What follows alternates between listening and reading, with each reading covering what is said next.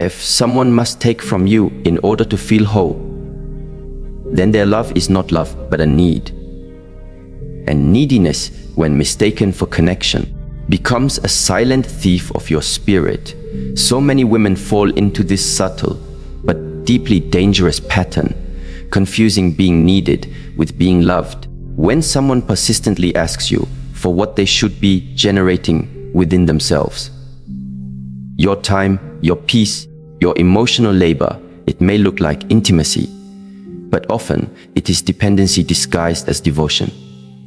And here lies the problem. If you're not aware, you will interpret their demands as validation. You will think, they need me, so I matter. But what you don't see is this. Each time you give what they are meant to cultivate within themselves, you train yourself to abandon yourself. This is not connection. This is codependence. This is not love. This is leakage. So today, we will gently and clearly walk through 5 common things people ask of women, not out of love, but out of their own internal disorder. So you can see with calm eyes, protect your energy, and honor your higher self. This is not about becoming cold. It is about becoming clear. When we speak of love, most of us imagine warmth, presence, and acceptance, but few speak about space. And yet, space is what tests love the most, because it reveals whether a person seeks to connect with you or consume you. There is a subtle danger that often goes unnoticed, especially by women who are sensitive, nurturing, and deeply relational. And that danger begins when someone insists on your constant availability, not as a gesture of togetherness, but as a demand cloaked in emotional pressure. They say, "Why didn't you answer my call?" They say, "You used to reply instantly. What's going on?" They say, "Are you hiding something from me?" At first, these statements seem like signs of affection.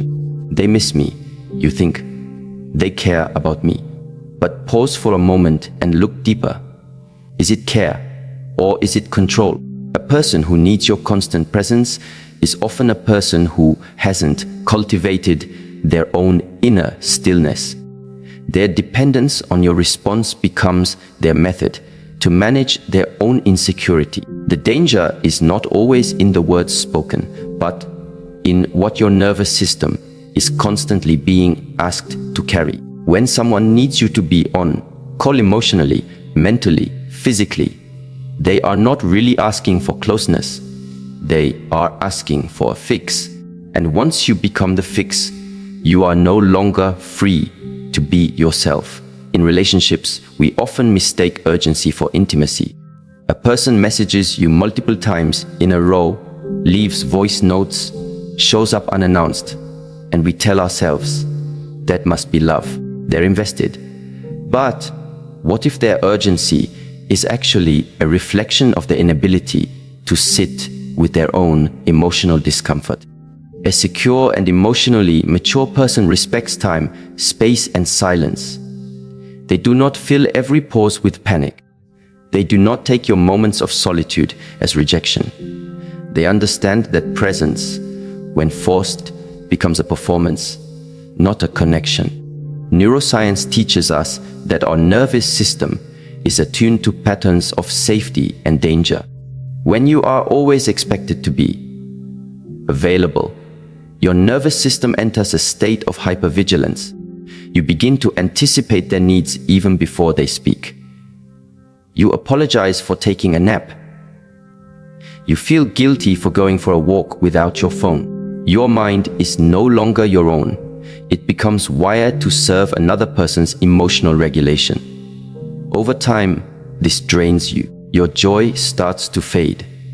You no longer know what you feel, only what they feel. And in that slow erosion, you lose yourself. There's a short story I once heard. A woman was dating a man who loved her deeply. Or so he said. He would call her 10 times a day. He wanted to know where she was, what she was doing, whom she was talking to. In the beginning, she felt special, chosen. But one day, As she was walking through the park alone, enjoying the quiet, he called again and again and again. By the 7th missed call, she felt dread, not because she had done anything wrong, but because she knew he would be upset. And she thought to herself, why does love feel like a leash? Real love does not chase you down. It waits, it trusts your return, it honors your rhythm. In Eastern philosophy, there is a deep reverence for the Wu Wei, the principle of non-forcing. Even in relationships, we are called to observe the natural flow of connection. Love is like water. If held gently, it nourishes. But if you try to trap it, it slips away or stagnates. When a person demands constant availability, they are no longer flowing with you. They are trying to dam the river of your life. But you were not made to be captured. You were made to connect with choice, not compulsion. So ask yourself in the quiet of your day, does this relationship give me space to breathe? Can I be away and still be respected? Can I rest without having to explain? If the answer is no, then what you are being asked for is not love, it is ownership. And ownership is not intimacy. It is captivity. Let us now turn to something even more insidious, yet harder to detect. The moment someone begins to ask you to silence your intuition, this rarely happens in explicit words. No one says, stop trusting yourself. Instead, they say things like, you're overthinking. Don't be so sensitive. Why do you always assume the worst? You're just being emotional. At first, these may seem like innocent comments, but with repetition, they begin to achieve one aim: to make you doubt your own internal compass. A woman's intuition is one of her deepest gifts. It is not superstition, it is biointelligence, a union of subconscious cues, lived experience, emotional memory, and subtle energetic reading. Modern neuroscience confirms that much of our brain's decision-making occurs below the surface of conscious thought. This is not mysticism, it is embodied wisdom. When your body tenses around someone's words, pay attention. When your heart beats faster for no reason in someone's presence, don't ignore it. These are not irrational reactions. These are survival signals that precede language. But what happens when someone persistently encourages you to ignore those signals? Slowly, you begin to override them. You say, maybe I'm just being paranoid. And each time you do that, you train yourself to betray yourself. There's a quiet kind of danger here. When a person teaches you to mistrust your own inner truth, they position themselves as the new authority over your reality. This is not love. This is a form of spiritual colonization, where your inner land is no longer yours to walk. In psychology, this is known as gaslighting. It is the slow erosion of your self-trust, achieved through the denial of your perceptions, the dismissal of your emotions, and the distortion of your memory. Let me offer a simple metaphor. Imagine your intuition as a loyal dog who lives with you. Every time a stranger comes to the door, the dog barks. It doesn't always know why, but it senses something. Now, imagine someone new comes into your life and says, "Why is your dog barking all the time? It's annoying. Can't you just train it to be quiet?" And so, to make this person comfortable, you punish your dog. You scold it. You isolate it. You teach it to suppress its voice. Eventually, it stops barking altogether. But one day, someone dangerous really does enter your home, and the dog stays silent because you taught it not to protect you. This is what happens when you ignore your intuition to make someone else comfortable. You disable your inner guardian. And when harm comes, you no longer feel it until it's too late. I once met a woman during a silent retreat. She shared something quietly with tears in her eyes. She said, "I used to know when someone wasn't safe. I could feel it in my gut. But after years of being told I was too emotional, I stopped listening. I stayed in places I should have left. I said yes when my whole body screamed no. And now I am trying to remember how to hear myself again. These are the invisible wounds so many carry.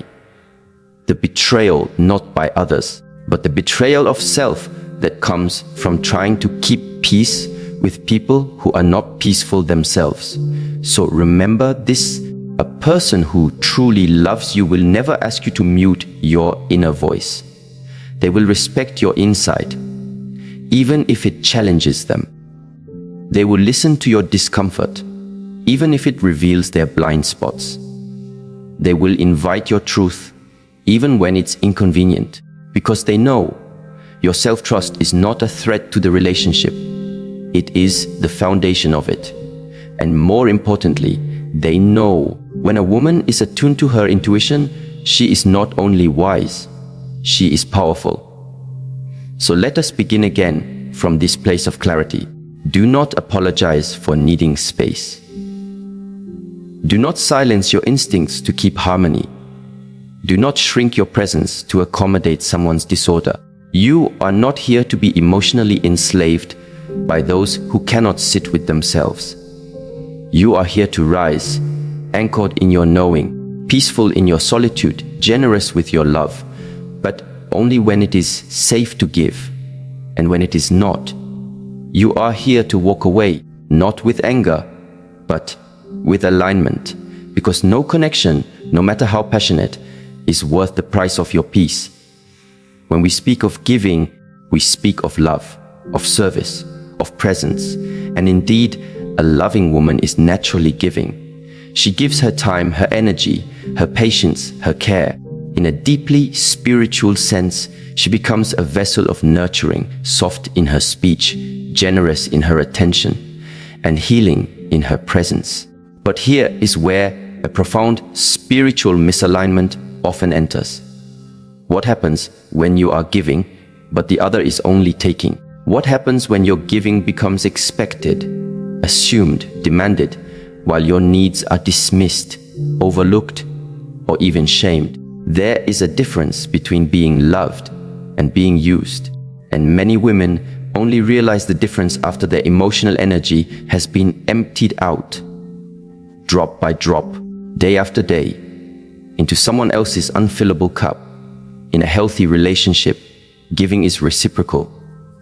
Not always in the same form, not always at the same time, but always with balance. There is a flow, a rhythm, between effort and rest, expression and silence, doing and receiving. This is not simply about fairness.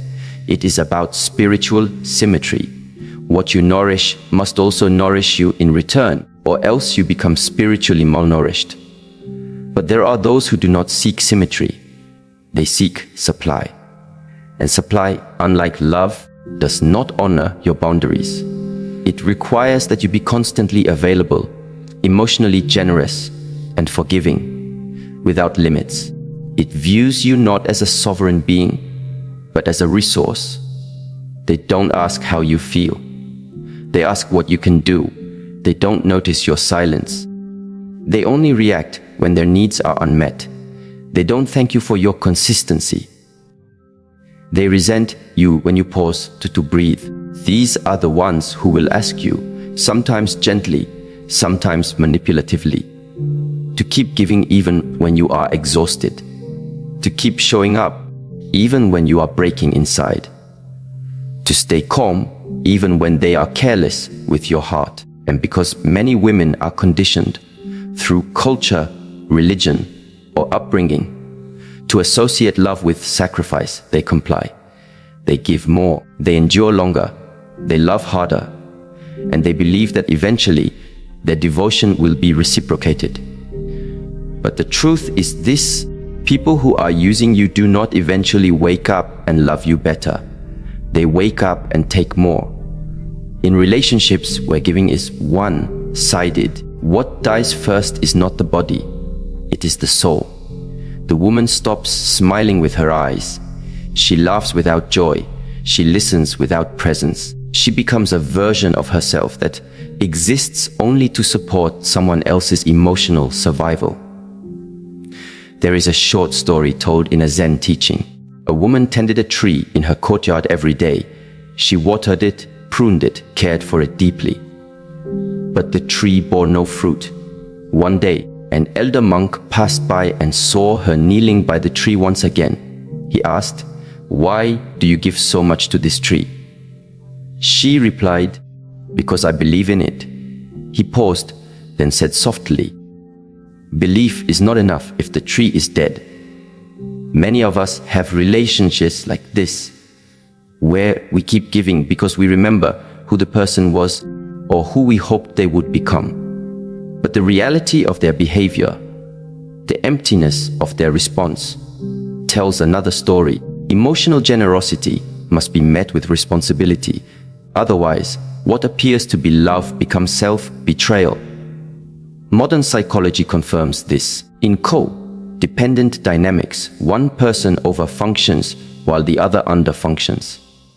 The giver becomes the caretaker, the therapist, the emotional anchor. But the taker grows more passive, more entitled, and increasingly unable to meet even basic relational needs. This imbalance doesn't just exhaust the body, it rewires the brain. Studies on emotional labor show that people in high demand, low reward relationships suffer greater cognitive fatigue, higher cortisol levels, and lower immune function. Your body begins to interpret love as a threat. Your brain no longer associates affection with safety. This is not love. This is trauma bonding. And yet, because the cost is invisible, because there are no bruises, no raised voices, no visible damage, many women stay.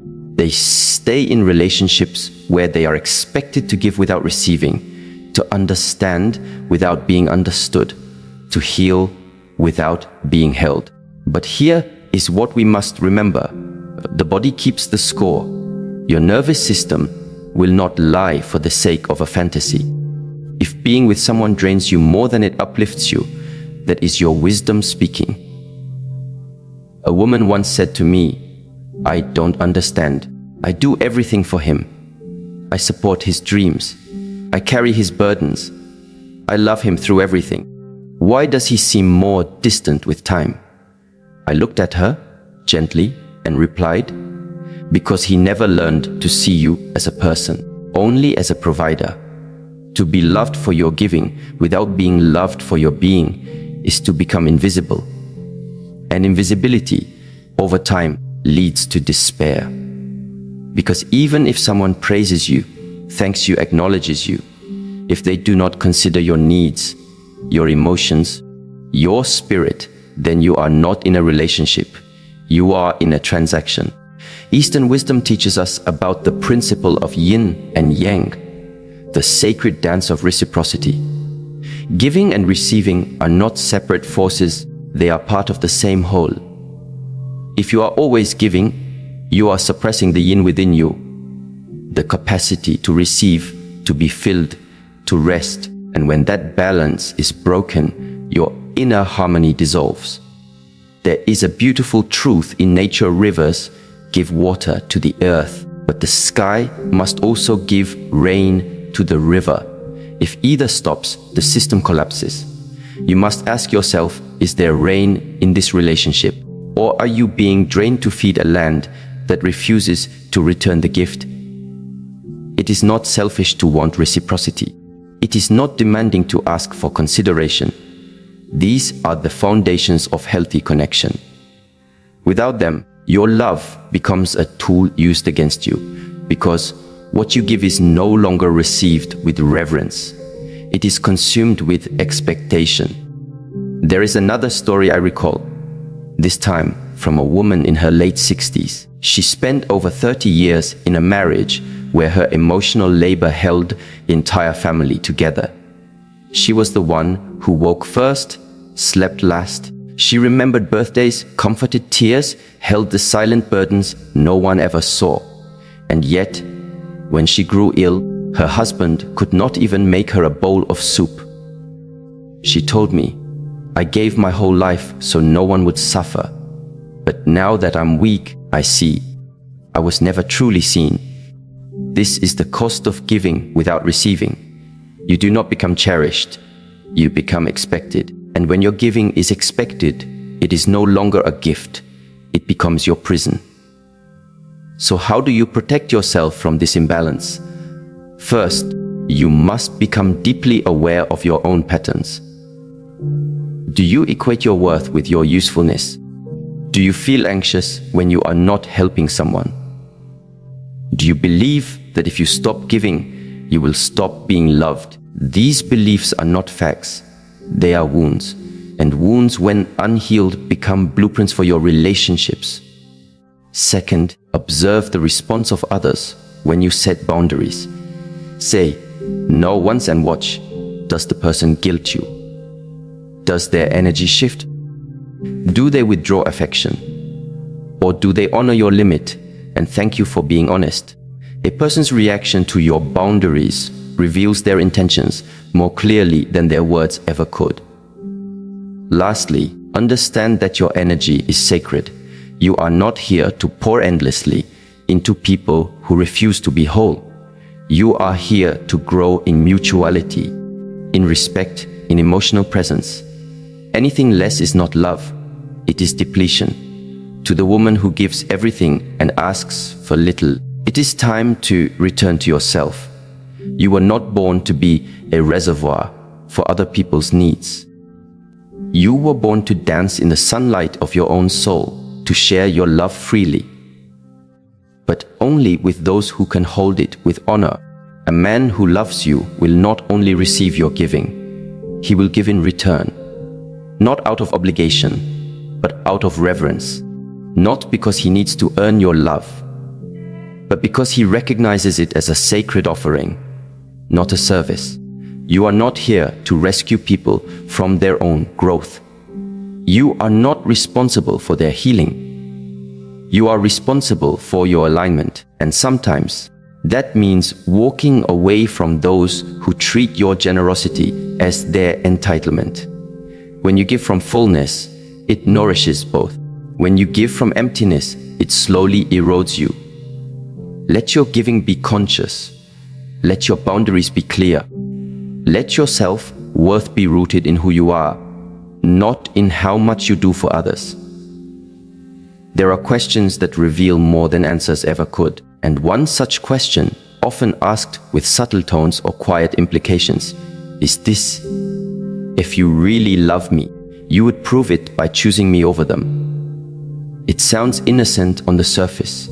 It may even appear romantic, an appeal to loyalty, to exclusivity, to the sacredness of a bond. But if you listen with presence and awareness, you will hear the deeper current beneath the words. It is not a request for love. It is a demand for control. When someone asks you to choose them over your family, your friends, your mentors, your community, pause, because in that moment, they are not asking to be loved. They are asking to be worshipped. True love never forces isolation. It encourages integration. A person who loves you will want you to flourish in every space: your home, your friendships, your creative life, your spiritual walk. They will support the connections that shaped you, not seek to erase them. But not everyone operates from love. Some operate from fear, from insecurity, from the need to dominate, not to connect. And these people, whether through subtle persuasion or overt pressure, will begin to sever you from the relationships that remind you of who you are without them.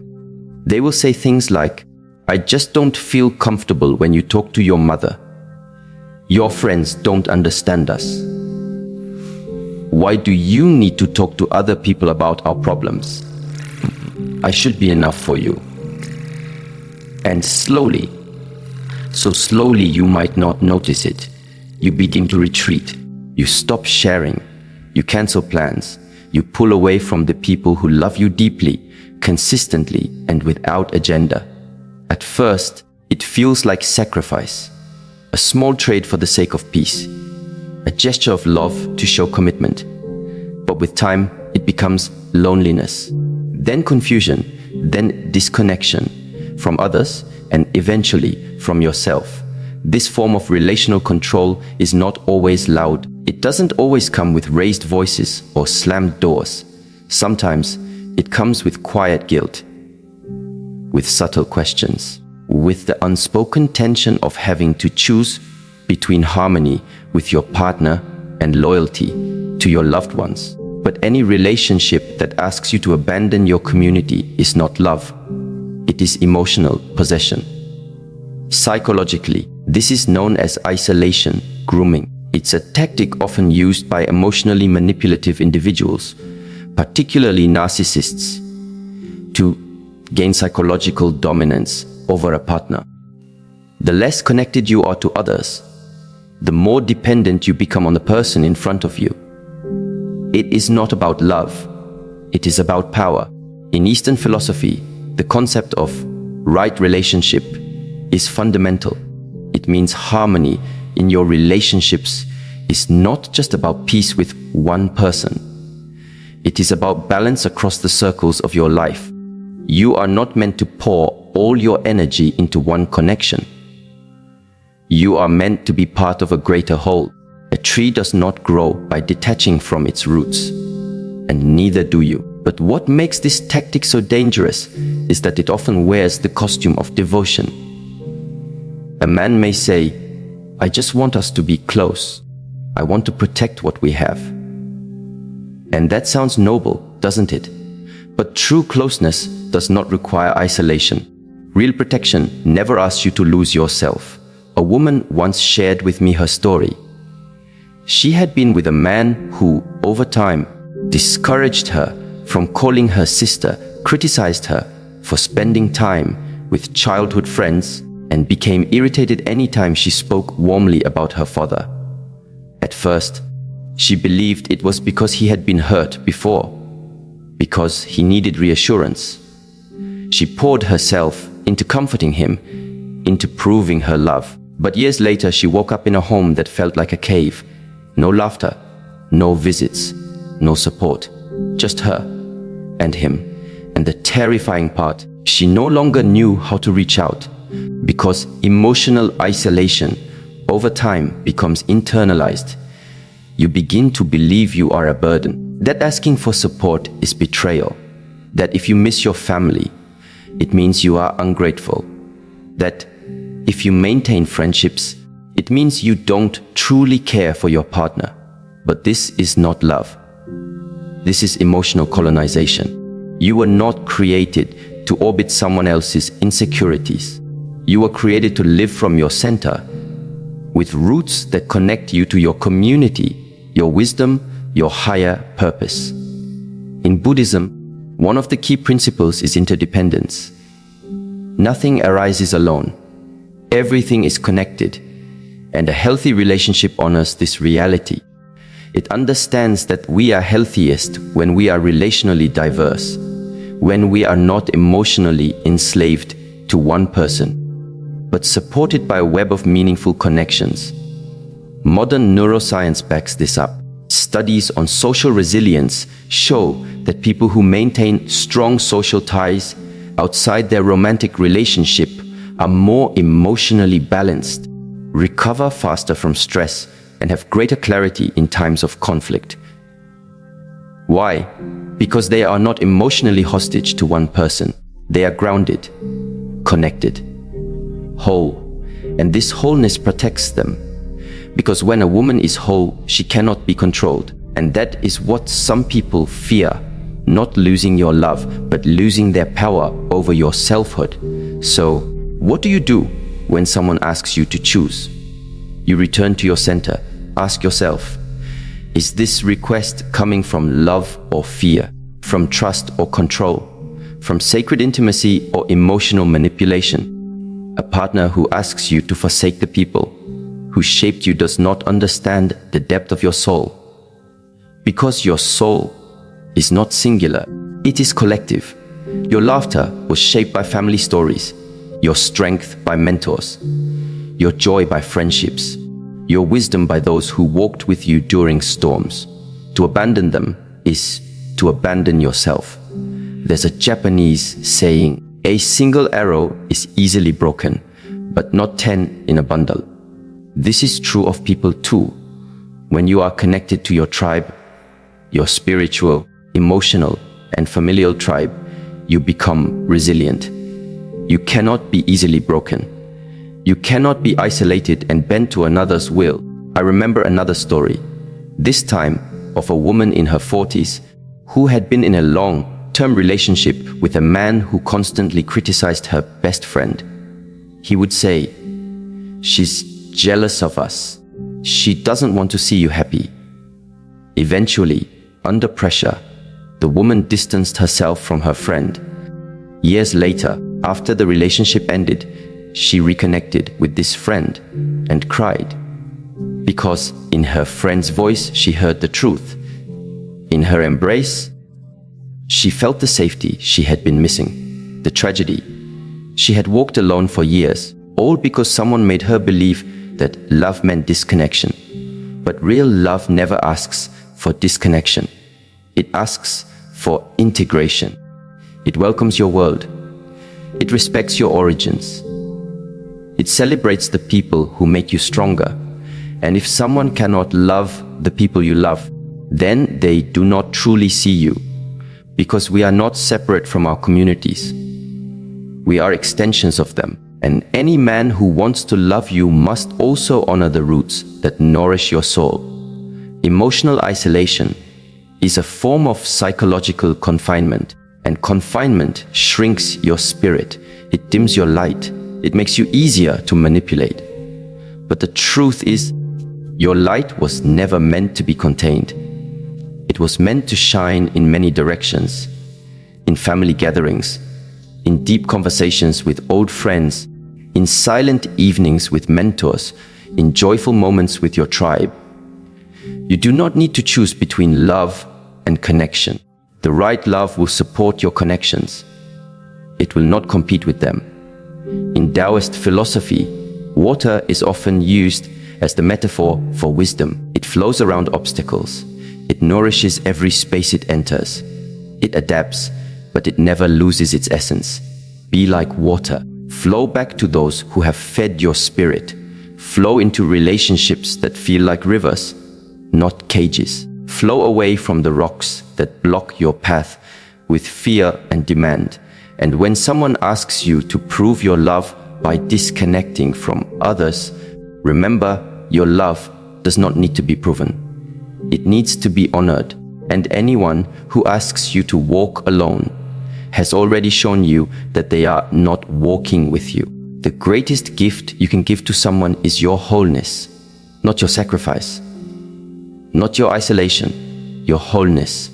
Because it is only from a place of inner fullness that real, lasting, sacred connection can begin. There is a subtle but profound difference between love that grows and love that grips. One nourishes your spirit, the other drains it. One offers room for movement, space for reflection, and freedom for inner growth. The other binds you not with chains, but with expectations that constrict your soul. And perhaps one of the most dangerous expectations is this: if you love me, you will give me access to everything. It may seem harmless at first. A request to know your phone password, to monitor your daily schedule, to be copied on every plan you make. It appears to be a modern expression of closeness, of full transparency, of nothing to hide. But stillness reveals what rushing conceals. And if you pause long enough, you begin to hear the underlying message. Your boundaries are inconvenient to me. Your privacy makes me uncomfortable. Your inner world should be mine to control. What makes this form of possession difficult to detect is how it disguises itself as intimacy. A man may ask for full access to your life in the name of closeness, saying, "I just want to feel connected to everything you're doing." Or he may say, "I've been hurt before. I need this for reassurance." But let us ask the deeper question. Not what is being asked, but why it is being asked. Is it truly about love, or is it about ownership? Eastern philosophy teaches that where true connection exists, trust flourishes like a quiet garden, untouched by constant interrogation. It is not obsessed with control because it understands that trust is the ultimate expression of love, not surveillance. In the discipline of self-mastery, one of the most sacred principles is the preservation of inner territory, that part of yourself that is yours alone. Your thoughts, your reflections, your emotional landscape, your spiritual silence. Not everything is meant to be shared, and not every aspect of your life is meant to be explained. To allow someone into your heart does not mean granting them access to every aspect of your existence.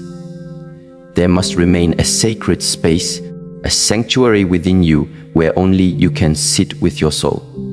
In psychology, this is known as emotional boundaries. And boundaries are not walls that separate, they are doors that protect. When someone insists on entering every room of your life, not out of love, but out of insecurity, they are not asking to walk beside you. They are asking to colonize you. And this colonization begins quietly, with questions that sound reasonable. Why didn't you tell me about that conversation? Why didn't I know you were meeting your colleague? Why do you need time alone? Over time, your sense of individuality begins to dissolve. You no longer make choices based on your values, but on whether or not they will provoke suspicion. You start editing your life before you even live it.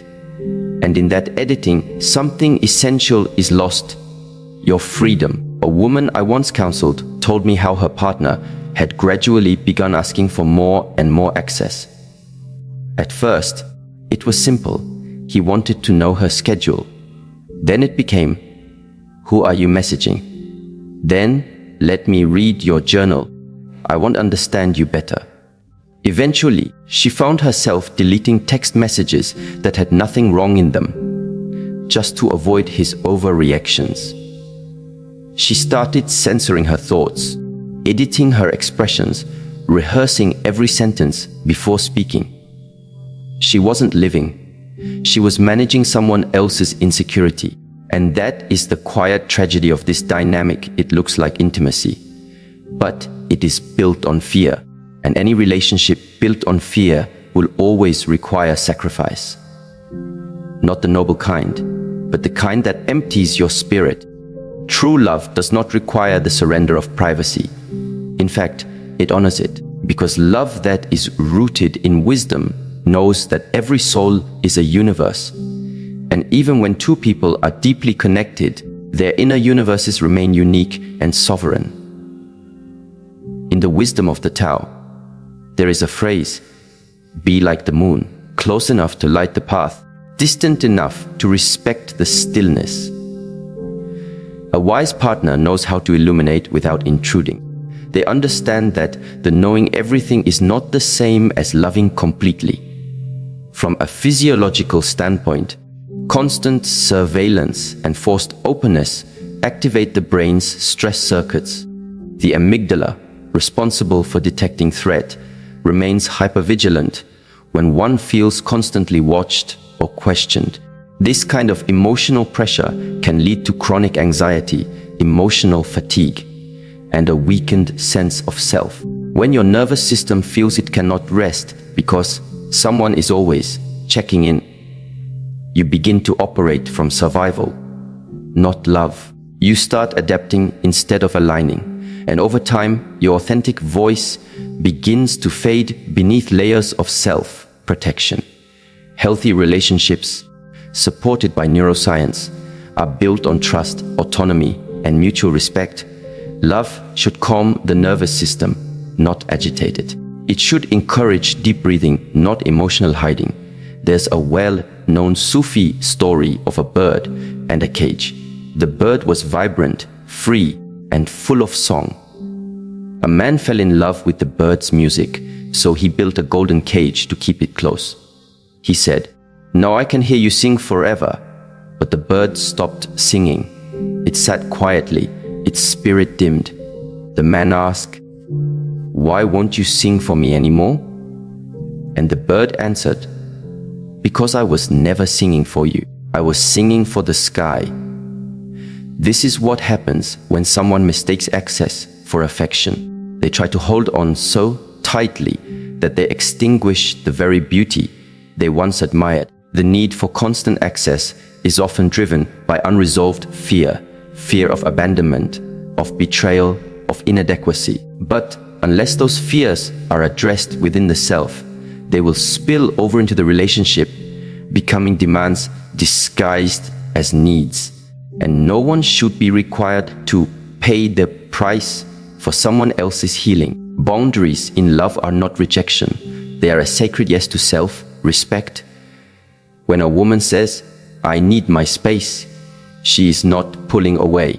She is preserving her wholeness. When she says, "Not everything needs to be shared," she is protecting the roots of her spirit. And a man who truly honors her will not trespass that boundary. He will bow to it. Respect is not proven by how much we access, but by how much we honor what remains private.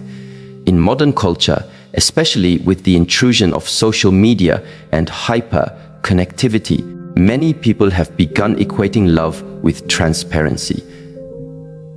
If you're not willing to share everything with me, then you must be hiding something. But this mindset reveals more about the accuser than the accused. It reflects a lack of inner stillness. A person who is grounded in self-mastery does not need to invade another's private world. Their peace does not depend on control. Once a temple master taught, the person who is most in control is the one who needs the least control over others. That wisdom cuts through the illusions of modern relationships. Real strength is not shown by how much you demand, but how much peace you bring to another's inner world. Let us consider a simple but powerful analogy. A temple holds sacred relics inside, objects of history, spirit, and meaning. These relics are not displayed for anyone to handle at will. They are protected, not because they are hidden, but because they are sacred. In the same way, there are parts of your life that are not for public display or even relational inspection. They are sacred to you. Your inner reflections, your spiritual walk, your creative silence, your private thoughts. When someone insists on entering these inner chambers without invitation, they are not seeking connection. They are seeking dominance over what they do not understand. But when you meet someone who bows at the threshold of your inner temple, who does not demand access but earns your trust through presence and patience, that is love. Love waits, fear rushes. Love listens, fear interrogates. Love respects your privacy, fear takes it personally. And so the question is not, should I give them access? The question is, do they honor what they already know of me? If the answer is no, then more access will not create safety. It will create deeper layers of control. Another woman once shared that her partner would become jealous if she journaled. "What are you writing about that you can't say to me?" he would ask. So she stopped writing. Over time, she felt her thoughts become scattered, her inner peace disrupted. What she didn't realize is that her journal was not a wall. It was her way of centering herself, of hearing her own voice before it was influenced by others. When someone cannot handle your process, they do not deserve your product. If they cannot honor your silence, they do not deserve your words. Because love, true, sacred, expansive love, does not demand all of you. It invites the parts of you that are ready, and it waits for the rest without judgment, without pressure, without fear. The purpose of a relationship is not to merge so completely that there is no more you, but to walk side by side in a shared space where both souls remain whole. So if someone says, "I need to know everything," remember, you are not a window. You are a garden. Not everything is visible from the outside, and not every part is meant to be walked through without reverence. Preserve your sacredness. And understand this, the more deeply you respect your own privacy, your own silence, your own inner terrain, the more you will attract those who do the same. Because your boundaries do not repel love, they refine it. Only those who truly honor your soul will stay. When someone asks you to shrink your light in order for them to shine, understand this is not humility. They are asking for a sacrifice that only benefits the insecurity.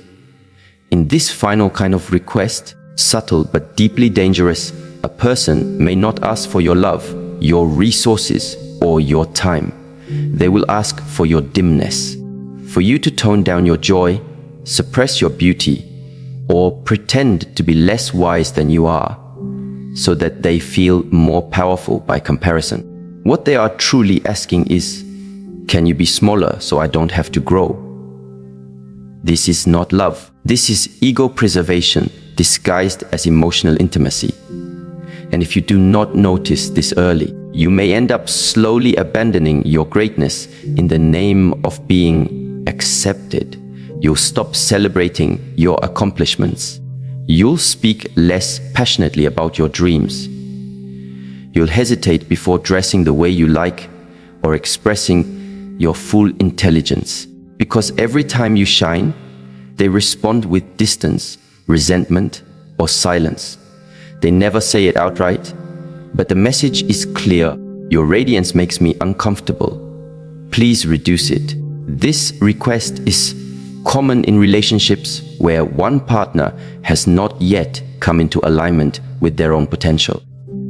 Instead of seeing your growth as inspiration, they experience it as a threat.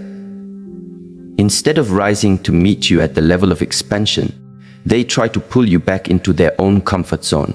A comfort zone that may look familiar, even loving, but is built on imbalance. In relationships of true maturity, the light of one does not eclipse the other, it awakens it. Once a master said, "The moment you shrink to make another person feel taller, you lose both your height and your clarity." That means you don't just lose confidence, you lose vision. You stop seeing what's possible for your life because you're too busy managing someone else's insecurity.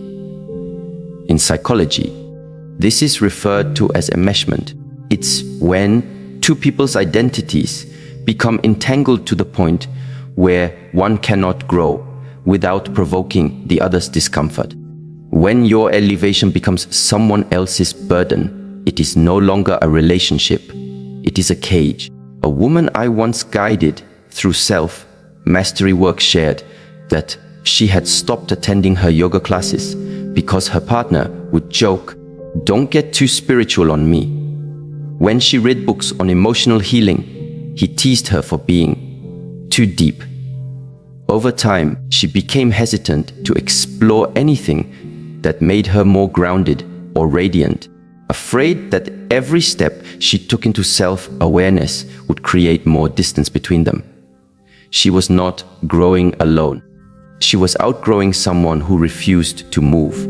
And here lies the critical truth. You are not responsible for another person's unwillingness to grow. You can love them. You can support them. You can inspire them by your example. But if your growth irritates their wounds, rather than awakens their own desire to evolve, then any compromise you make will not lead to harmony. It will lead to self-betrayal. True love says, shine, expand, evolve. And if your light blinds me, I will adjust my eyes, not ask you to dim. This is how you recognize emotional maturity, by how someone responds to your radiance. Do they become jealous or do they become curious? Do they withdraw or do they lean in? Do they compete or do they celebrate? In the physiology of relationships, human energy fields are not passive. When someone is in a low emotional state, they emit frequencies of fear, resentment, or shame. These subtle energies, documented in heart, brain coherence research, influence the emotional tone of an environment. This is why you can feel someone's energy shift the moment they walk into the room, before they even speak. When you are radiant and grounded in your energy, and your partner is unhealed in theirs, a natural tension arises. It is not caused by your light. It is caused by their refusal to turn on their own.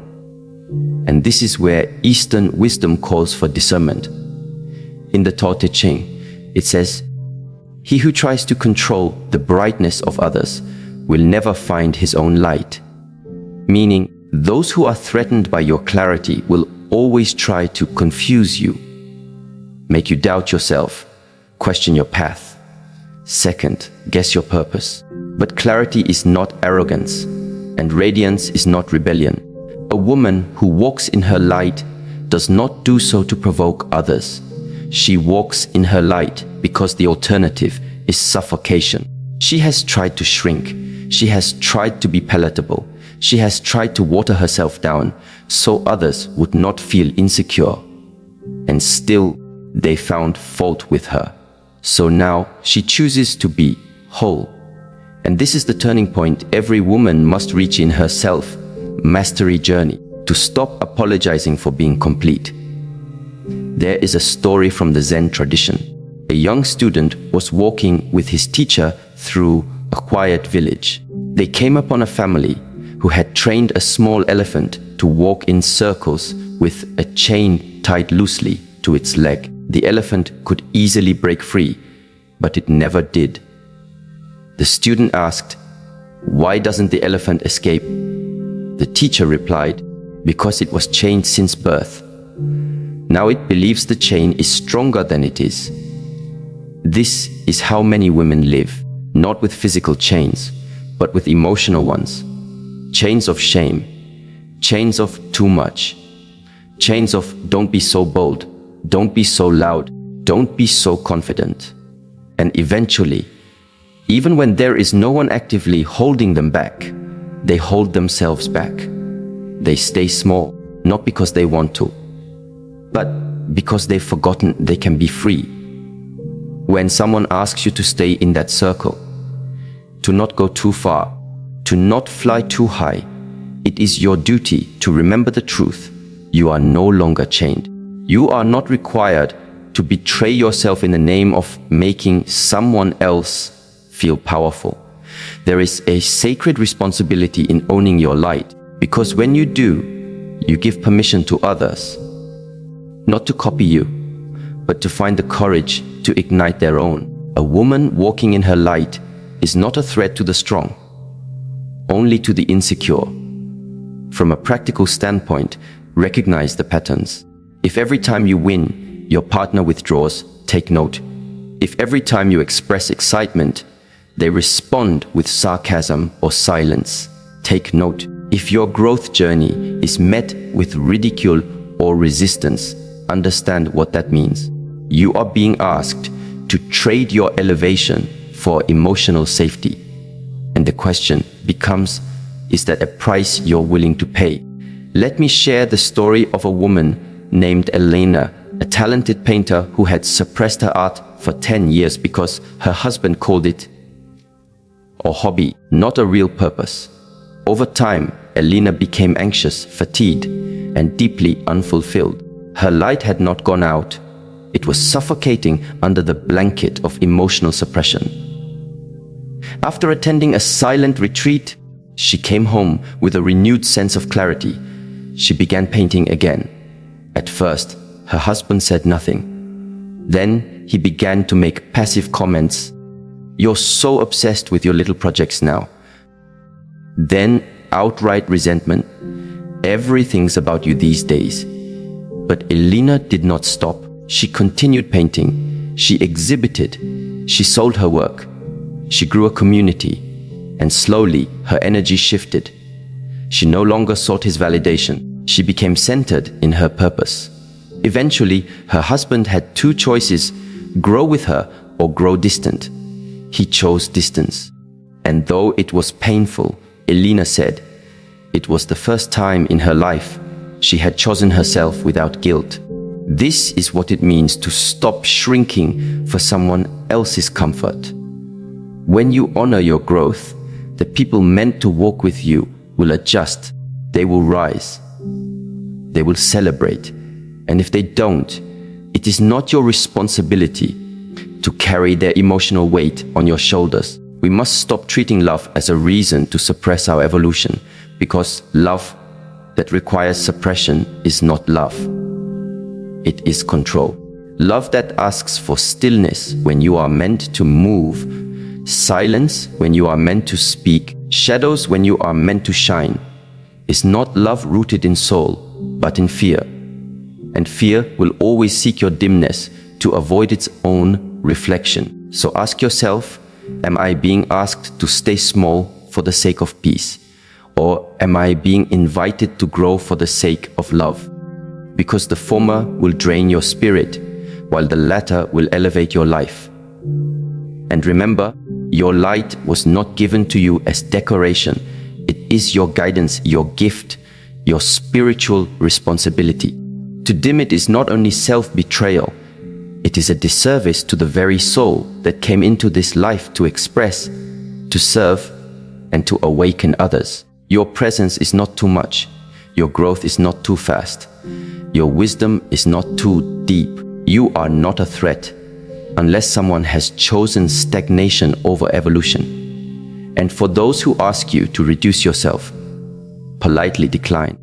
Not with anger, but with clarity. Not with bitterness, but with love. Because your refusal to shrink is not rejection of them. It is a return to you. Walk on, with grace, with dignity, with radiance fully intact. Because the world needs your light, and you are no longer available for anything that requires you to dim it.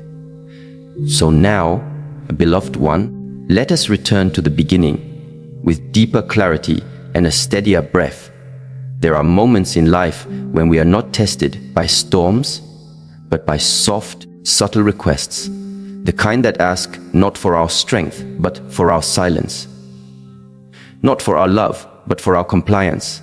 Not for our wisdom, but for our willingness to forget who we are. And it is in those moments, those quiet invitations to abandon yourself, that your true power must arise. When someone asks for your peace in exchange for chaos, your body will feel the dissonance. When they ask for access without respect, your spirit will tighten. When they ask for emotional labor, but offer none in return, your energy will begin to dim. And when they ask for your loyalty, while showing you their disregard, your heart will whisper, this is not the path. And when they ask you to dim your light so they can feel taller, this is not love. It is your signal to rise, not retreat. The wisdom is not in fighting or proving or persuading them to see your value. The wisdom is in seeing yourself clearly, and then refusing to participate in your own diminishment. Eastern philosophy teaches that which is forced never lasts, but that which is aligned flows without resistance. Let that be your standard in relationships. If someone's presence demands that you shrink, that you question your worth, or that you abandon your joy in order to preserve the bond, it is not a sacred bond. It is an emotional contract written in fear. Your sacred task is to walk with those who do not need you to become less in order to be loved more. Honor the requests that nourish your spirit. Decline the ones that distort your truth. Choose relationships that are not rooted in power, but in presence. Not in control, but in connection. Not in demand, but in devotion. This is self-mastery. This is sacred clarity, and this is the path, not only of a wise woman, but of a woman who remembers who she is. So walk in stillness, walk in strength, and walk on with your light fully shining, because what honors your soul will will never ask you to dim it.